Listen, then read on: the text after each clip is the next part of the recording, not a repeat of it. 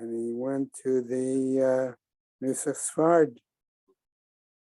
There's Reuven. Yeah. Moskowitz girl. Okay.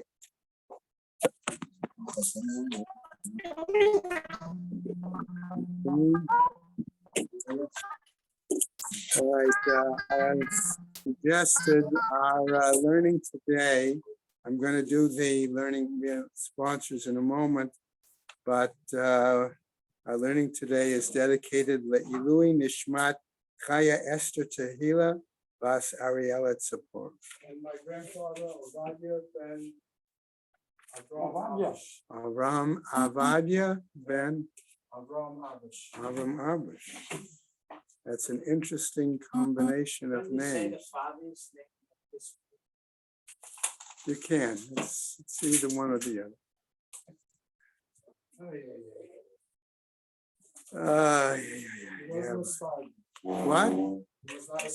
No, that's why I say it's an interesting combination of names. I really love that name. I was thinking of naming one of my kids, but I was afraid they'd call him Obi.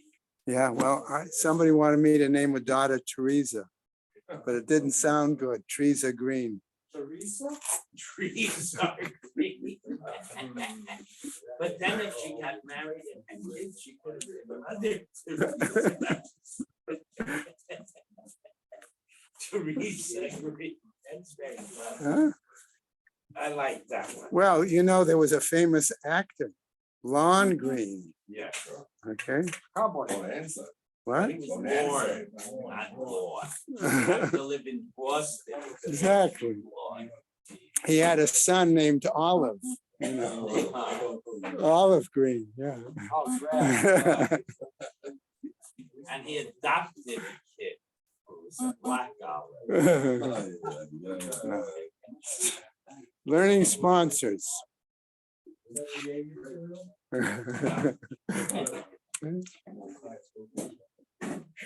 Okay. Okay, yeah. A year of learning, Isaac and Evelyn Blachor in memory of his sister, Chaya Rachel Bas Isser, friends of Leonie Meisman, Leah Saber Bas Chanach Zundel, friends of Melaskatsky, Moshe Zelig Ben Mordechai, Martin Lipman and family in memory of his wife, Malka Chana Bas Pinchas. A month of learning by Isaac and Etta Novick in memory of his mother, Miriam Gittel Bas Hanoch Henech, Perry and Jill Meltzer in memory of his mother, Malka Bat Baruch, and his sister Goldalea Bas David Halevi, Tova and Leo Zimmer in memory of her mother, Hanya Bas Rebero, and her father Aaron ben Yosef Mordechai. B. Pizer in memory of her husband, Rav Yisrael Chaim ben David. Stanley Presser in memory of his mother Leah Bas Yehuda, his mother-in-law Golda Bas Leber, and his wife Ruchel Mincha Bas Moshe.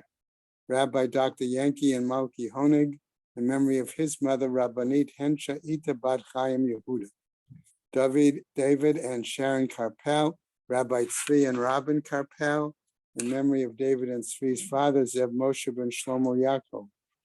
Carol and Josh Sanborn in memory of her father Yehoshua Shia ben Moshe Yehuda HaKohen. Sarah Alpert and family in memory of her husband Harav Tzvi Lipa ben Hillel. A week of learning by Harriet Goldman in memory of her husband Hillel ben Gershon, David Sabgir, Judy Sabgir Gannon, and Jonathan Sabgir in memory of their father Aaron Simcha ben Chaim Tzadok. Chaim Aber in memory of his mother Frida Matel Bas Shmayahu. Today is the 12th of February. Gary and Toby Greenstein, a day of learning in memory of his mother Henya Rachel Bas Shlomo. Okay, and as we recognize the other events as well. Okay, Shem is having a Leah, Crank Rafir Velti Yeshua Shem Latliya, and Lachol B'nai Israel a good benched Yah. Okay.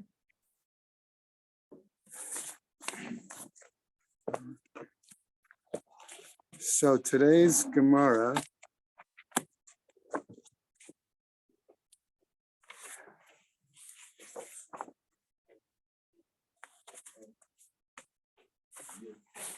Yeah.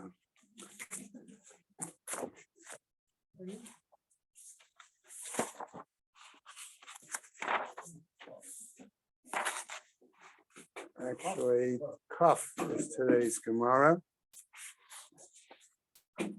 Okay. But I want us to start on the bottom of Yud Tet Amud Beis with the Gemara.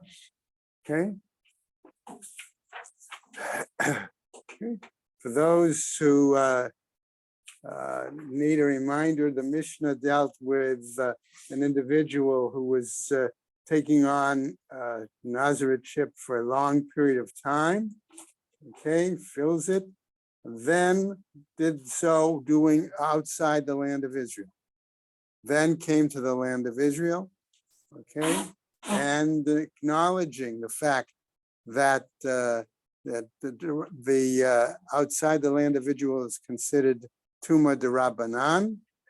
Okay, the question is, what is the status then of their Nazarethship? And we saw a machloket between Beit Hillel and Beit Shammai. Okay, Beit Shammai basically says that the person must do one term of Nazarethship. Okay, and the Beit Hillel disagrees, of course, and says that they must do the entire period of Nazarethship all over again. Okay, and then we get the story of Queen Helena.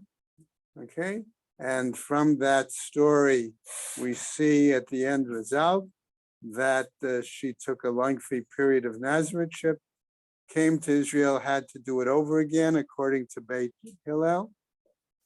And then the Gemara, the Mishnah ends. Okay, Amar Rabbi Yehuda lo hayta nazira ela arba esrei shana. Okay, It doesn't work. okay. So what happens is the Gemara ultimately is going to want to deal with this statement by Rabbi Yehuda. Okay. His statement was, according to the story that the Tanakhama recants to us in the Mishnah, she had to do a rather extensive period of Nizirut, okay, which ultimately would have resulted in the 7 years, okay, that Beit Hillel says, okay, because even though she did it Chutz La'aretz, so that was 7 years. So since it doesn't count, Beit Hillel says, no, you got to do another 7. So that's 14, okay, and then she became Tme'ah towards the end of that 7th year, and therefore that nullifies, okay, what comes before. 1 second. Then she had to do another, so that would result in 21 years. Did she get a Pesach after the first 7 years by saying, I had no idea that I'd be Tomei if I did it outside? Possibly. Theoretically, okay, all right. So if we take the story from the point of view of Tanakhama only, she ultimately did 21 years of Nazirut. And 2 weeks. Okay, okay. Now, if the point is, number one, she did it the first 7 Chutz La'aretz, and we hold by D'Rabbanan it's Tomei, then she has to wait before she satisfies Beit Hillel's requirement to do it all over again 1 week, right? We've learned that already, to become Tahara. And at the end of that, let's say, I'm going to call it Beit Hillel repeated term, she became Tameh again, right? So that means another week to wait, all right? And then, okay, so ultimately she would have really done 21 years and 2 weeks, okay, of Nizirut. If we It's a lot of money. She wouldn't be a Nazir for those 2 weeks. The count would stop. We'll talk about it. Okay. Alan's question is, well, what about those 2 weeks? During the 2 weeks that she was waiting to become Tahar, she's not counting the days. That's why we said 21. But he said it took 21 days, 21 years and 2 weeks. That's Correct. 21 years and 2 weeks duration, but she was only Nazir for the 21 years. That's true, but she has the restrictions. Yes. Right, the limitations of Nazir. They Okay, don't understand. Count the days So, when she's in right. zero. So according to Tanakama, according to the story that Tanakama shares with us, we've got one time period. It's 21 years and 2 weeks. Rabbi Yehuda suddenly at the end of the Mishnah says, no, it was only 14 years. So either Rabbi Yehuda has a different story, okay? In other words, he disagrees with the story that Tanakama has reported, or he's seems to be determining the whole situation in a different cheshbon, in a different count. Okay, so reviewing that, we now come back to an interesting statement. Gemara starts, Katane Reisha. All right. Now, most of the time we don't see that. Art Scroll made an interesting note there, where basically it says, this is again a unique statement, and it tells us how the language of Nazir is different than, okay? My answer would be a little different. Basically, as we've talked about, that there was a group after Ravina and Rav Ashi, Saboraim, who helped edit parts of the Gemara, and in doing so, they were the ones that often put in certain phrases in certain places, okay? But in any case, it draws our attention to the earlier part of the Mishnah, right? Beit Shammai Omrim Nazir Shloshim Yom. Beit Shammai said, okay, that she must observe a term of 30 days, okay? Now notice at that point, it does not say that she has to wait 1 week, become tahor, and then observe the 30 days. Okay? Right? Maybe he doesn't hold that she's coming outside of Israel. Beit Hillel, She said Beit she Shammai. has to do 30 days. Yeah, then why would they say she has to repeat it? Okay, Everybody agrees you're tummy outside of Israel. The We're gonna question get to is, that. how long a term do you? well, we'll serve get to as that in a second. nas? We'll get to that in a second. So the first question where is Beit Hillel said, right? That what does she have to do? Nazir b'tchila. You have to go back and do the same amount of time that you observed Nazirut chutz la'aretz, outside the land of Israel, in that, okay? And then repeat that whole period, right? So what happens here? Lema paha k'mephlagei. So the Gemara first wants to suggest, maybe we're going to discuss that their argument is based on the quality of Tuma, okay?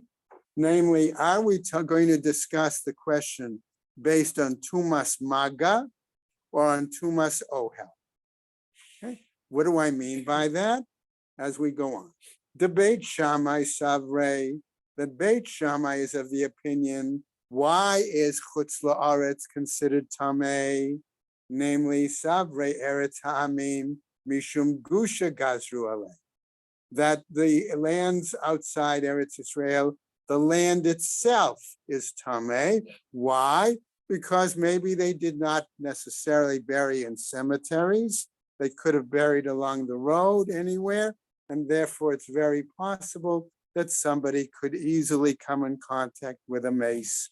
And therefore, that is Tumas Mace, Tumas Maga, contact. Okay? Not Maga, Ohel. No. Ohel is an Amir. I mean, No, air. it's too much maga, because if you lifted him up, he would not be. Right. Okay. It's contact with the dirt that Okay. contacts the So it's bone. with the land itself. Okay. Or versus top of Kafar Dafa today, Beis Hillel, Savre Mishum Avira. In other words, they felt it was both the land and the airspace.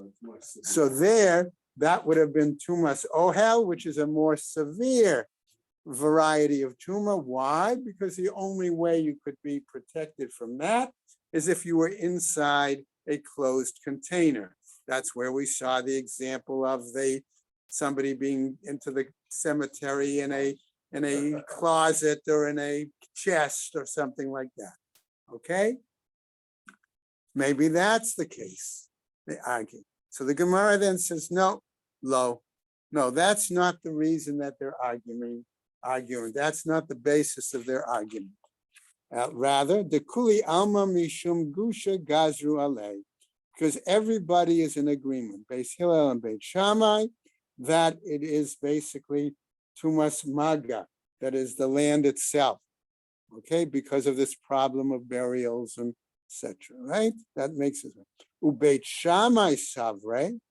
However, Beit Shammai is of the opinion, bestam nazirut kanisna, that what you do, because the person took on, okay, nazirut in a situation where they are in a, okay, all right, where they were tameh, being outside the land, that you still have to give them a penalty of one term of nazirut, okay? And that's bestam nazirut kanisna. Ubeit Hillel, whereas Beit Hillel savre ki kanisna b'tchilat nazirut, that you penalize the person by making them repeat the entire term that they observed. Yes, Al. So if they're going to give a knas for somebody who adopts Nazirus outside of Eretz Yisrael, why did they not give a knas for somebody who adopts it in a cemetery? Good question. Very good question. We do know that we've already seen that that person, when they came out of the cemetery, had to wait the 7 days, right? So in a sense, we could, But we, not do it over again. right, we Well, he could, does do the whole thing over well, we again. could It argue, says- Actually, it says. right, so we could argue that, that's why we said, Shmuel said, that Nazareth vow was in abeyance. Right. Okay? In other words, he could argue it goes into effect, but it goes into abeyance while he's in the cemetery, and then he has to wait and study. Right, right, that's true. Michael, Here the problem, in Israel, the problem was very simple. He was Tomei made the Raisa. He had Naziris the Raisa. So you just work with the two.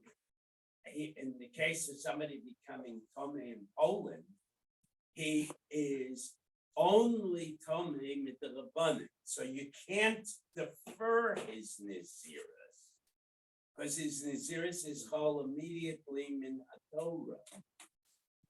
So now you're only dealing with if and when he goes to Israel, do they knas him? And if they do, to what degree? okay, all right, okay, let's go on.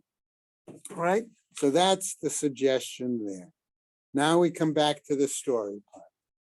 All right, and our main question here is going to be, how do we understand Rabbi Yehuda's statement that it was only 14 years?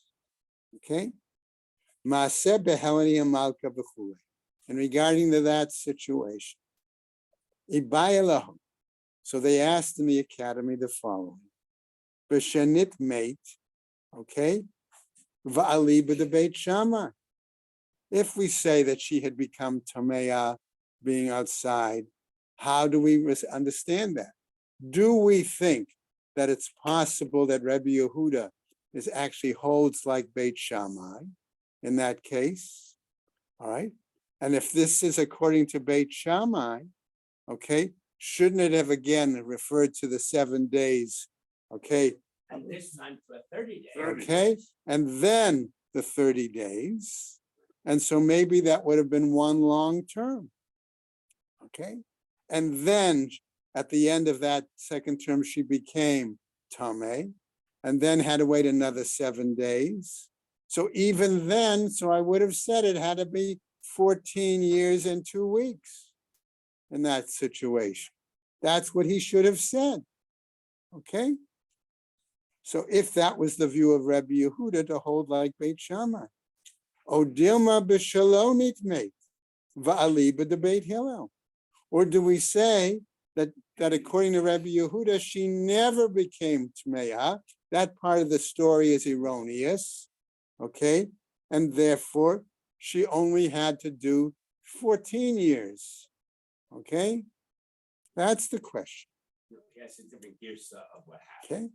Okay, that could be right. Right. In other words, she was 7 years outside, And 7 years. and 7 years as a penalty, according to Beit Hillel, and no tuma whatsoever, and that's how he gets 14. Right? Right. Okay, so that's the quote. Tashma, listen to the following Braita. Altala Eretz, right? She went to the land of Israel. Vaharuha Beit Hillel shetahei nizira od sheva shanim acherot. And Beit Hillel instructed her that she had to be a Nizirah for another 7 years, v'chulei, and so on. V'isa geda'atak, and if you want to say or consider, b'shenit meit va'ali b'debeit Shammai, that she did become Tmeya according to the Tanakhama's version of the story, all right, and according to the view of Beit Shammai, ihachi, if that's the case, that Rabbi Yehuda holds that way. Rabbi Yehuda Omer, lo hayta nizira ela yud bet shana. How then could it be that Rabbi Yehuda says she's only, in my quotes, okay, nizira for 14 years, right? We already said it should be yud dalet shana ushloshim yomi baile. He should have said 14 years and 30 days. Okay? Tanya Nami Hachi. And we actually have a Braita that teaches as follows. Right? Rabbi Yehuda Omer, says Rabbi Yehuda, Mishum Rabbi Eliezer, in the name of Rabbi Eliezer, the Amar Kra, who cites the pasuk as follows, Zot Torat HaNazir. This is the instruction regarding the Nazareth. HaTorah Amra, kes the Torah, ki nitma b'yom la'ot, when one becomes tamei or tme'ah on the day finishing their Nazarethship, tem lo Torat Nazir. You apply to them a term of Nazarethship, namely the minimum term, 30 days. Okay, so that's Abriut. Okay, so that gives us that. And so it would appear at this point that we will say that Rabbi Yehuda accepts the view of Beit Hillel, okay, but disagrees with the story in terms of whether that she became Tme'ah. So that brings that piece to a conclusion, okay? New Mishnah as follows. Matnit Misha Hayu Shtei Kitei Edi. Okay, there are two groups, in other words, 4 people in total, but 2 separate groups of witnesses who overhear a person supposedly making a claim of Nazarethship. Okay, right? So what happens? Shtei Kitei Edim mi'idot oto. Okay, they bring testimony that the person made supposedly an expression of Nazarethship, but the person denies any such declaration. That's what we have to understand. Elu me'idim shenazar shtayim. One set testifies that the person expressed a term, 2 terms. Ve'elu me'idim shenazar chamesh. And the other set of witnesses claim that the person made a declaration of 5 terms of Nazarethship. Okay? Beit Shammai Omrim, says Beit Shammai in our Mishnah, Nechleka ha'edut ve'ein kan nizirut. Okay? These 2 sets of witnesses contradict one another, and therefore you don't have any clear declaration, statement, and therefore we'll nullify the Nizirut completely. Okay?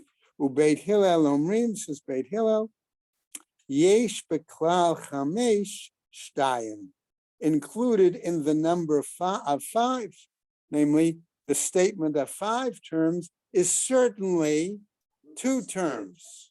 Okay? And therefore, right? Shtayim, sheyehei nazir shtayim. And therefore, it is, they decide that the person must observe 2 terms, okay, that certainly had to be the case. Now our Gemara says as follows, Matnitin Deloki Haitan. Our Mishnah can't be according to the following Tan. The Tanya who taught as follows.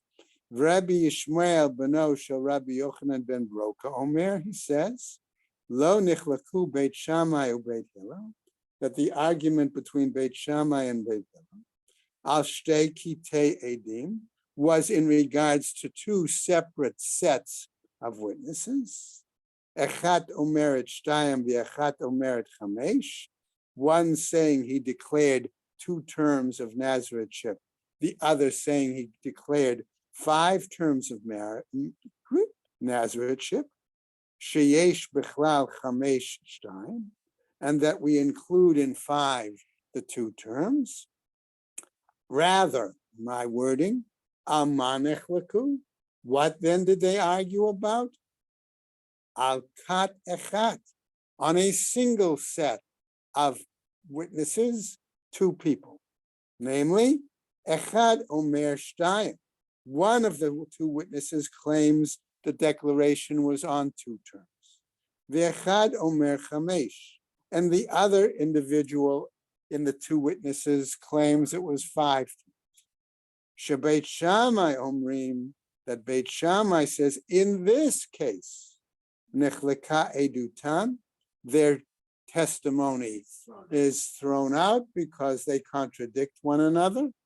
Ubeit Hillel omrim yesh bechlal chamesh shtayim, and that Beit Hillel says, indeed, in the statement when you say 5, that certainly testifies that at some point there is an agreement in their testimony. Both said that And therefore- testified to Nazir. And therefore, that indicates that it had to be 2. This case, Rav agrees with Beit Shammai. Well, we'll see in a second. We don't know. You're saying it's a set of 2. No, he's saying that the real argument was only when there was a single set of witnesses, 2 people, and their testimony disagreed. But, You have 2 separate witnesses.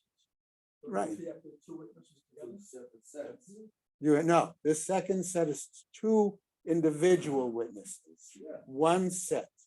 Okay? So Beit Shammai is saying, since the 2 people disagree, we throw out their testimony. Throw out both of them. Was it 1 each? Yeah. And Beit Hillel says, no, we don't throw them out, because when this one says 2 and this one says 5, it's very clear that there is some common agreement in their testimony, namely a minimum of 2. Neither of them is agreeing to hearing the exact testimony. But Rav agrees here. with Well, that we'll see. We'll see. We didn't get there. All right, so what happens? Okay, now, all right, Ubeit Hillel yesh bechlal chamesh shtayim. Now we get to Rav. So what does Rav say? Hold on, he says. Hakol modim b'moneh. All agree in regard to the counting. Okay? In other words, what happens here? That what's the situation? We got to say that the counting was correct. Amar le Rav Chama b'Rav Chisda. And Rav Chama says to Rav Chisda, my kamar, what is he talking about there? Ilema echad omer chamesh. If, okay, if one was saying that there was 5 v'lo shtayim and not 2, ve'echad omer shtayim v'lo chamesh, and the other single witness says it was 2 and not 5. Ha kama chashe ahadade. They contradict one another. Okay, so doesn't then Beit Shammai then wouldn't they be then correct that you should throw out the testimony totally? Ela echad omer echad ushtayim. One says, oh, 1, what he meant was 2. Ve'echad omer shalosh arba chamesh. No, what he was saying, 3, 4, 5. Okay, what's Maybe he says 3, 4, 5. okay? In other words, it's as if this person said, okay, theoretically, I'll do one term of Nazaritship that's equal to 2. In other words, as if to say, I'm doing a long Nazaritship of 60 days. But instead of saying I'm doing a single Nazaritship of 60 days, he says, I'll do one term of 2. And the other guy says, no, that's not what he said. Okay. He said 3, 4, 5. Namely, I'm going to do, so we could understand it as one term of 5 30-day terms. Okay? Or could we understand it differently? So that's what part of the argument is. Okay? So what happens is we go over to the top of the Amud. Lamali. So what are we talking about here? Whatsoever. Hashta yesh lomar chamirta. Here we have to deal with the stringency in regard to 2 sets of witnesses. Amar Rav, what Rav is saying, and by the way, there's some question there where Rav is in the Girsa. Kilta lo amar. But the leniency with one pair of witnesses, we don't say that their testimony is to be disregarded. Okay, we don't apply the leniency here. Amrein b'ma'arava, and in the east, in other words, Eretz Yisrael, in the west, in Eretz Yisrael, what do they say? Ein hakchasha b'moneh. Okay, there is. That's not. Okay. I disagree with Rob. There is no disagreement here, contradiction regarding the counting. Okay, as the smaller number really is included in the larger number, and that's the case. Okay, now we go on. Hadran alach misha amar. We finish that parak and we start a new parak. Again, remember, part of our underlying discussion is always that the way the person expresses the vow is not totally clear. Okay, so that was that example. Did he say 2? Did he say 3? Did he say 5? Okay, that's why I gave you that example. That he could have said, I'll do one term, etc., equal to, right? Okay. Misha Amar Hareini Nazir. One says, I will take on Nazirutship. V'shemach Evayro v'amar. And his friend, his neighbor says, Va'ani, me too, and I. And then a third person says, Va'ani, the other guy living on his other side. Okay, remember they live in a courtyard, guy in the middle. Okay, one guy says, me too, and the other guy says, oh, me 3. All right, so to speak. But then they won't have a Kiddush on Shabbos. Right. Kulam Nizirim. All right, they are all 3 of them are then considered valid Nizirim. What happens, as the Mishnah goes on, with our first example, Hutar Harishon, if the one who took on Nazirutship initially gets, right, Petach, and gets cleared, right, he asks the sage removes it. What happens? Hutru Kulan. Then the other 2 guys are also off the hook. All right, that's the case. Hutar Ha'acharon. If only the third guy, he says, oh, what did I do? I claim Nazareth. All right, I can't get to, right? Okay, and he gets cleaned off. Ha'acharon mutar v'kulan asurim. But the other 2 guys, number 1 and number 2, they still are prohibited as with Nazareth prohibitions. Okay? Second case in our Mishnah. Amar Hareini Nazir. Person says, I'll take on Nazareth. V'shemach havero v'amar. Pi kepiv v'sa'ari kesa'aro. And the second guy says, my mouth is like his mouth and my hair is like his. Okay? Could be or and. All right? In other words, it's not a very clear statement, right? We remember that's why we said it's how the expression is. Okay, what does it mean? My mouth is like his mouth, or my hair. Okay, or my hair is like his. Does that really mean, yeah, I'm gonna let my hair grow like a Nazareth? Is that what he's saying? Is that the implication? Okay. Hare Zen Nazir. According to the Mishnah, all right? This is a valid statement, expression that we understand it to mean Nazareth. Right? Third case, another case. I've got to be careful I don't go to an auction.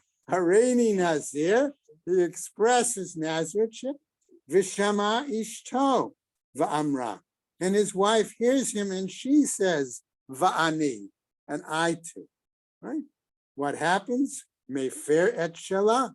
He can nevertheless revocate her vow, Vishelo Kayam, but his vow of Nazirethship remains in effect.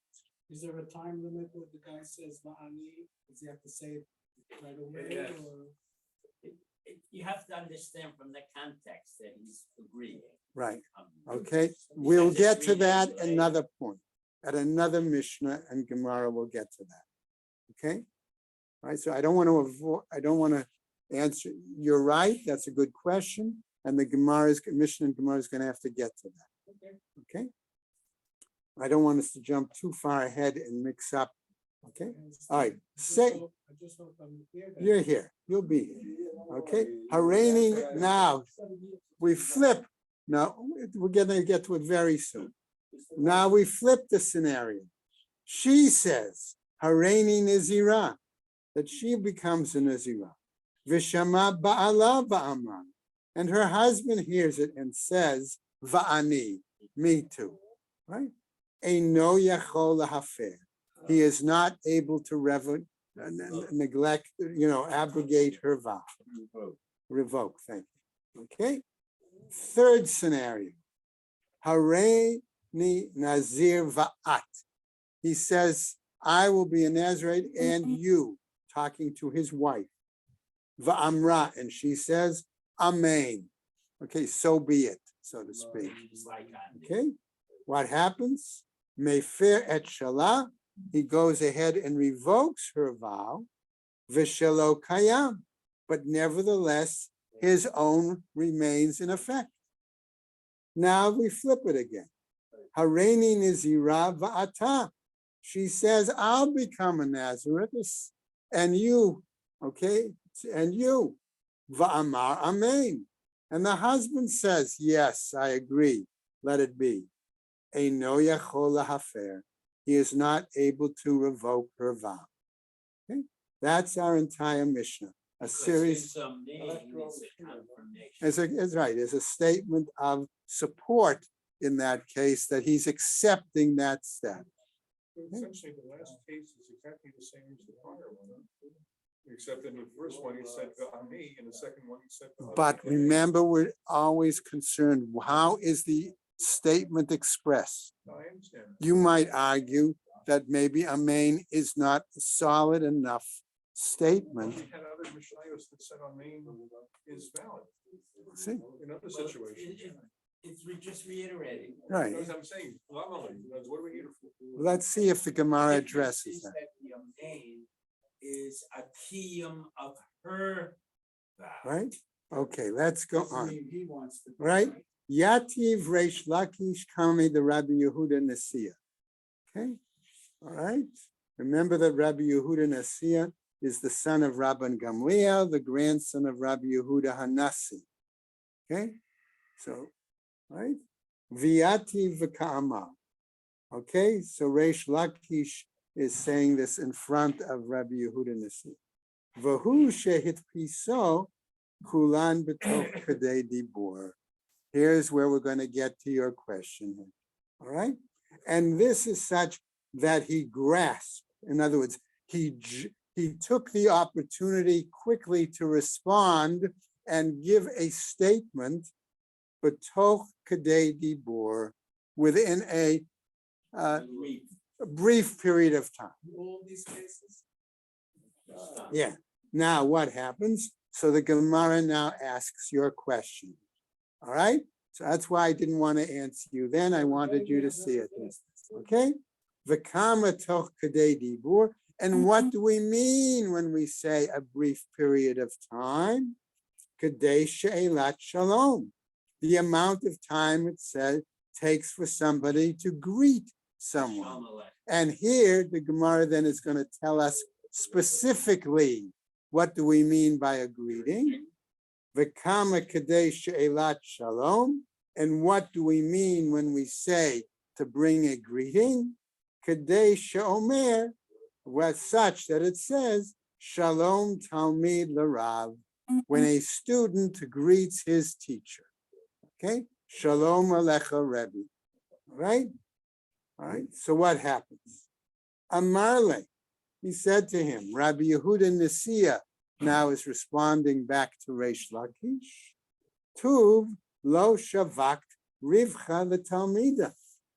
Furthermore, in that situation, he says, you've really not allowed the student to have enough time to even express a Nazareth vow, because the student must greet their Rebbe first, and therefore, once he greets his Rebbe, it's already past the time frame for him to validly express a similar expression of Nazirut.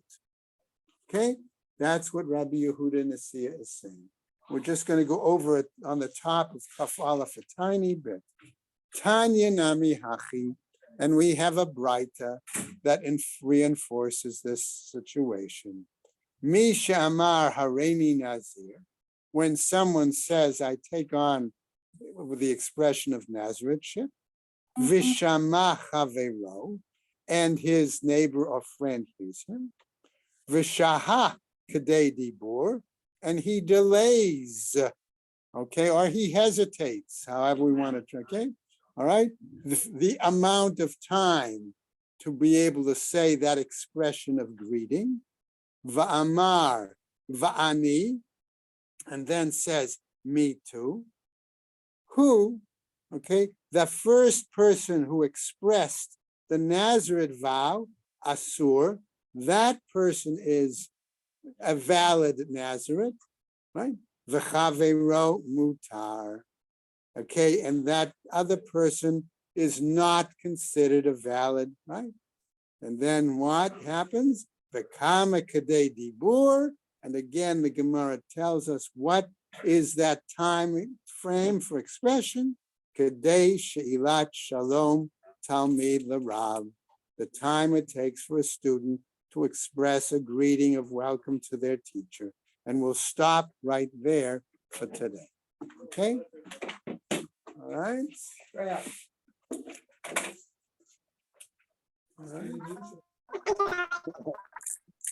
All right. Tomorrow, by the way, is a little bit longer, but we should be able to get through. Okay. It's all worked out that every night.